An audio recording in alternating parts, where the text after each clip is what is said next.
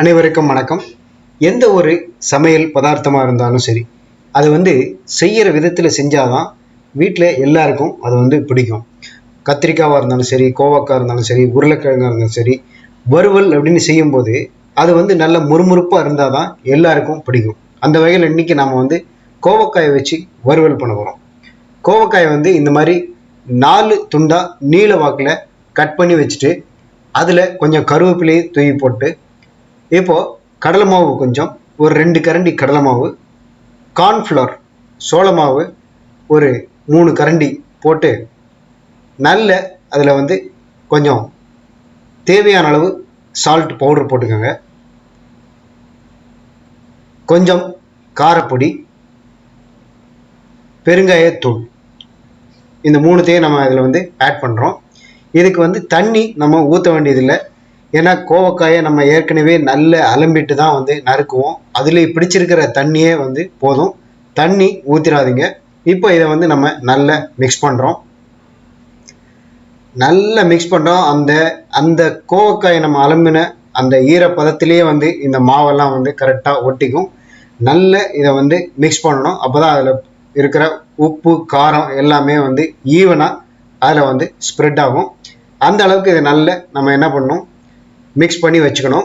இப்போ அந்த மாவு எல்லாமே பார்த்திங்கன்னா அந்த கோவக்காயோட ஒட்டி நல்ல அதை ஒரு பொரிச்சு எடுக்கிறது பதத்துக்கு வரும். ஒரு 10-15 நிமிஷம் இதை நல்ல மிக்ஸ் பண்ணிவிட்டு ஊற வச்சுருங்க. உடனே எடுக்க வேண்டாம். ஒரு 15 நிமிஷம் இதை நம்ம ஊற வச்சிடணும். அதுக்கப்புறம் நம்ம அடுப்பில் இப்போது ஒரு வாணலி வச்சு அதில் பொரிச்சு எடுக்கிறதுக்கு தேவையான அளவு எண்ணெய் ஊற்றி வச்சுருக்கோம். இப்போ அந்த எண்ணெய் காஞ்சிக்கிட்டு இருக்கு. இப்போ எண்ணெய் நல்ல காஞ்சிருச்சு. நம்ம இதை என்ன பண்ண போகிறோம், இந்த கோவக்காயை அதில் பொரிச்சு எடுக்க போகிறோம்.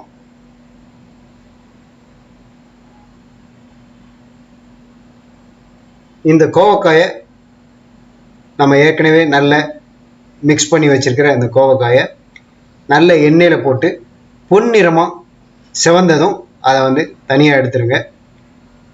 அப்போ தான் நல்ல சாப்பிட்றதுக்கு முறுமுறுப்பாக இருக்கும். இந்த கோவக்காயும் பார்த்திங்கன்னா ரொம்ப கிறிஸ்பியாக இருக்கும். நல்ல சாஃப்டாக பொரிஞ்சு சாப்பிட்றதுக்கு சூட்டாக இருக்கும். இது நம்ம சாம்பார் சாதம், வத்த குழம்பு சாதம், எதாக இருந்தாலும் சரி, லெமன் சாதமாக இருந்தாலும் சரி, தயிர் சாதத்துக்கு கூட நாம் இதை தொட்டுன்னு சாப்பிட்லாம். இப்போ இது பொரிச்சு எடுக்கும்போதே நமக்கு சுட சுட அப்படியே சாப்பிடணும் போல் இருக்குது. வீட்டில் இந்த மாதிரி நீங்கள் செஞ்சீங்க அப்படின்னா வீட்டில் இருக்கிற சின்னவங்கலேருந்து பெரியவங்க வரைக்கும் எல்லாருமே ரொம்ப விரும்பி சாப்பிடுவாங்க. இதில் நம்ம உப்பு காரம் இதெல்லாம் கரெக்டாக மிக்ஸ் பண்ணணும். ரொம்ப கொஞ்சம் ஜாஸ்தியாக போட்டிங்கன்னா நல்லா இருக்காது.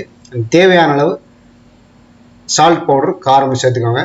முக்கியமாக பெருங்காயம் சேர்த்துக்கோங்க. அப்போ தான் நல்ல வாசனையாக டேஸ்ட்டாகவும் இருக்கும். இதே போல் நீங்களும் கோவக்காய் வறுவல், இதுக்கு பேர் கோவக்காய் வறுவல்,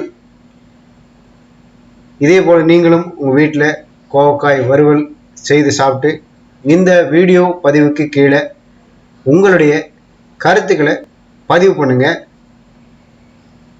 இந்த வீடியோ பிடிச்சிருந்ததுன்னா லைக் பண்ணுங்கள், ஷேர் பண்ணுங்கள், மறக்காமல் நம்மளுடைய சேனலுக்கு சப்ஸ்கிரைப் பண்ணுங்கள்.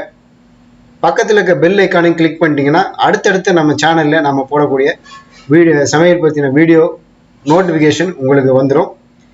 நன்றி. மீண்டும் அடுத்த ஒரு வீடியோ பதிவில் சந்திக்கிறேன்.